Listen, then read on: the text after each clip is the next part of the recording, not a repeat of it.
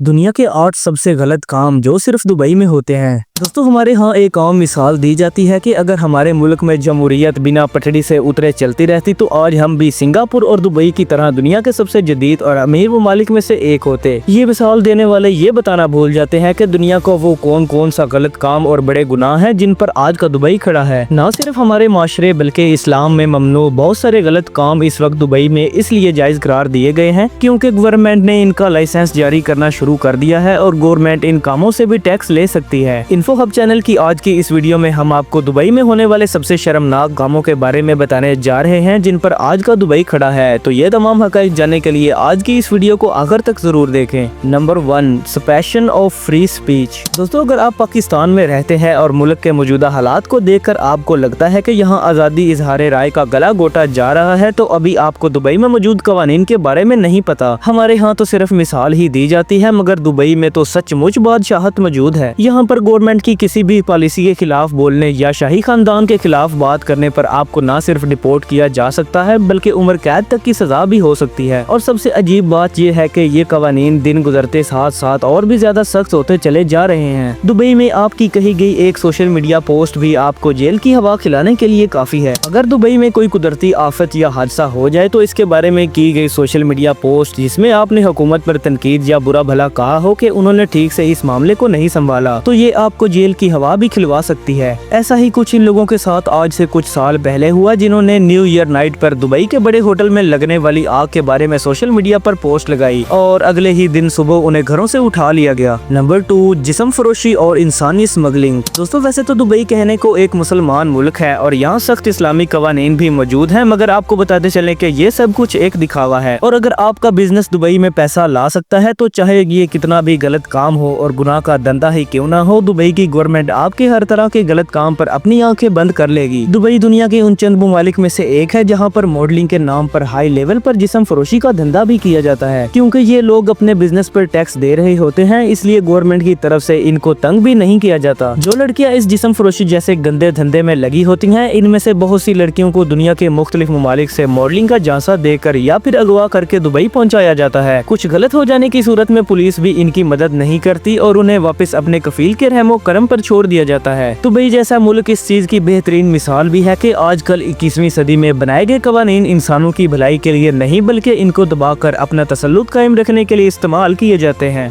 Number 3, mistreatment of migrant workers. दोस्तों, अगर ये कहा जाए कि पूरे का पूरा दुबई ही ब्लैक मनी और ब्लैक लेबर पर खड़ा है तो ये गलत नहीं होगा। दुबई की इस जबरदस्त ग्लैमरस लाइफ में पाकिस्तान, भारत, बांग्लादेश और दूसरे गरीब ममालिक से आए हुए इन गरीब मजदूरों का खून शामिल है जिन्हें दुनिया की सबसे गर्म जगह पर इंतहाई गैर इंसानी हालात में काम करने के लिए रखा जाता है। दोस्तों, इन मजदूरों से इनके पासपोर्ट छीन लिए जाते हैं और इनको बताए गए वक्त से कहीं ज्यादा देर तक काम करवाया जाता है और जितने पैसे उन्हें कहे जाते हैं इनसे कम पैसे देना इनके लिए एक आम सी बात है। सऊदी अरब जैसे दूसरे अरब ममालिक की तरह दुबई में मौजूद कफाला सिस्टम के तहत इन मजदूरों को अपने अरब मालिक यानी कि कफील के साथ ऐसे बांध दिया जाता है जैसे वो कोई भेड़ बकरियां हों और ये अरब मालिक यानी कि कफील इनसे सलूक भी ऐसा ही करते हैं जैसे वो कोई जानवर हो। दोस्तों, एक अंदाजे के मुताबिक इस वक्त मुत्तहिदा अरब अमारात यानी कि दुबई में पाकिस्तान, भारत, श्रीलंका, नेपाल और दूसरे गरीब ममालिक से लाए गए 24 लाख से भी ज्यादा ऐसे मजदूर मौजूद हैं जो कि अपने कफील के हाथों अजियत उठा रहे हैं। Number 4, censorship and digital surveillance. दोस्तों, आज से 2 साल पहले आपको याद होगा कि इमरान खान की तकरीर शुरू होने से पहले ही पूरे पाकिस्तान में इंटरनेट की मौत वाक़या हो जाती थी। कोई इसका इल्जाम बदनसीब शार पर लगा देता था जो सिर्फ इंटरनेट की केबल को ही काटती थी तो कभी किसी साइंसदान ने इसका इल्जाम VPN इस्तेमाल करने वालों पर लगा दिया जबकि हकीकत में इसे इंटरनेट सेंसरशिप या फिर डिजिटल सर्विलियंस कहा जाता है। और किसी भी मुल्क के ताकतवर अफराद जब अपनी ताकत को चैलेंज होते हुए देखते हैं तो वो आजकल सबसे पहले इंटरनेट को कंट्रोल करने की कोशिश करते हैं ताकि इनके करतूत बाकी दुनिया तक ना पहुंच सके। इस हवाले से दुबई वाले बहुत ही आगे निकल चुके हैं और यहाँ पर इंटरनेट पर लोगों के बिहेवियर तक को मॉनिटर किया जाता है। आप जब दुबई के एयरपोर्ट से अपने जहाज से बाहर निकलते हैं तो आपको हर तरफ जिद्दत, टेक्नोलॉजी और साफ सुथरे अमीर लोग नजर आते हैं मगर इस सब आजादी के पीछे एक खौफनाक हकीकत भी छुपी है और वो ये है कि ऐसी कोई हकीकी आजादी दुबई में मौजूद ही नहीं है। और अगर आप सिर्फ ये समझते हैं कि सिर्फ पाकिस्तानी होने की वजह से सख्ती व्यक्ति से बर्ताव किया जा रहा है तो आप गलत हैं। 2019 में बर्तानिया से ताल्लुक रखने वाली एक खातून लालिश शाराविश अपने साबका शौहर के जनाजे में शिरकत के लिए दुबई पहुंची तो उन्हें गिरफ्तार कर लिया गया। इनके शौहर ने इनको तलाक देने के बाद एक यूएई नेशनल खातून से शादी कर ली थी और लाला ने फेसबुक पर माजी में एक पोस्ट की थी जिसमें उन्होंने लिखा था कि इनके खावंद ने इनकी तलाक के बाद एक ऐसी औरत से शादी कर ली है जिसकी शक्ल हॉर्स यानी कि घोड़े से मिलती है। अब जहालत देखें कि इस औरत को एक यूएई नेशनल की तौहीन में गिरफ्तार किया गया और बेशक ये एक ब्रिटिश नेशनल खातून थी तब भी इसको 50,000 पाउंड जुर्माना यानी कि पाकिस्तानी 2 करोड़ रुपए जुर्माना अदा करके अपनी जान बचानी पड़ी। दोस्तों हम जब दुनिया के बाकी ममालिक के लोगों को इस कदर पाबंदियों और कवानीन में जकड़ा हुआ देखते हैं तो यकीन करें अपने पाकिस्तानी और मुसलमान होने पर अल्लाह का शुक्र अदा करने का दिल करता है। और अगर आप भी हमारी इस बात से मुत्तफिक है तो अभी वीडियो के लिए एक लाइक देकर अपनी कीमती राय से आगाज जरूर करें। नंबर 5, डेप्ट इम्प्रिजनमेंट। दोस्तों दुबई का नाम सुनते ही हमारे दिमाग में फास्ट कार्स, ग्लैमरस लाइफस्टाइल और हाई राइज बिल्डिंग्स आ जाती हैं, मगर क्या आप जानते हैं कि दूसरे यूरोपियन कंट्रीज के मुकाबले में दुबई में लोन यानी कि कर्जे की किस्त वक्त पर अदा ना करने पर और हत्ता के क्रेडिट कार्ड का बिल टाइम पर ना देने पर आपको जेल की हवा भी खानी पड़ सकती है। और हम जैसे देसी अफराद तो इस तरह की पाबंदियों से अजनबी नहीं होते, मगर वो गोरे जो कि अमेरिका और दूसरे यूरोपियन ममालिक से पहली दफा दुबई आकर रहते हैं या फिर बिजनेस करते हैं, इनके मुल्क में लोन वापसी करना एक फाइनेंशियल प्रॉब्लम होती है। मगर ये लोग हरगिज ये बात नहीं जानते कि दुबई में ये मसला कितना संगीन है। इसकी बेहतरीन मिसाल यूके से ताल्लुक रखने वाला जोनाथन नैश बना, जो कि साल 2008 से पहले दुबई में एक कामयाब कंस्ट्रक्शन का बिजनेस किया करता था और अचानक साल 2008 में आने वाले फाइनेंशियल क्राइसिस की वजह से इसके क्लाइंट्स भागने लगे और इस आदमी ने अपने गिरते हुए बिजनेस को सहारा देने के लिए किसी बैंक से कर्जा ले लिया। इसका ये बिजनेस तो फिर भी अपनी जगह पर नहीं आ सका और इसने बैंक की किस्तें देना भी बंद कर दी। दोस्तों इसके बाद कुछ ही अरसा में इसके चेक भी बाउंस होने लगे और जोनाथन को पुलिस ने अपनी हिरासत में ले लिया। अगर देखा जाए तो इस बंदे ने कोई गलत और गैर कानूनी काम नहीं किया था, मगर फिर भी इसे जेल में डाल दिया गया। एक लंबा अरसा जेल में गुजारने के बाद इसके दोस्तों और खानदान वालों ने पैसे जमा करा के इसका जुर्माना अदा किया और इसे जेल से वापसी रिहा करवा लिया। दोस्तों आपको बताते चले कि पाकिस्तान में ऐसा बिल्कुल नहीं होता, क्योंकि हुकूमत पाकिस्तान की जानब से लोगों को अपना कारोबार करने या फिर घर बनाने के लिए बिला सूद के कर्जे दिए जाते हैं। दोस्तों आप इस बात से ही अंदाजा लगा सकते हैं कि हमारे प्यारे मुल्क पाकिस्तान में लोगों को रहने के लिए किस कदर सहूलियात दी जाती हैं। और अगर आप हमारी इस बात से मुत्तफिक हैं तो अभी अपने प्यारे मुल्क पाकिस्तान के लिए कमेंट बॉक्स में पाकिस्तान जिंदाबाद लिखना ना भूलें। Number 6, discrimination in justice.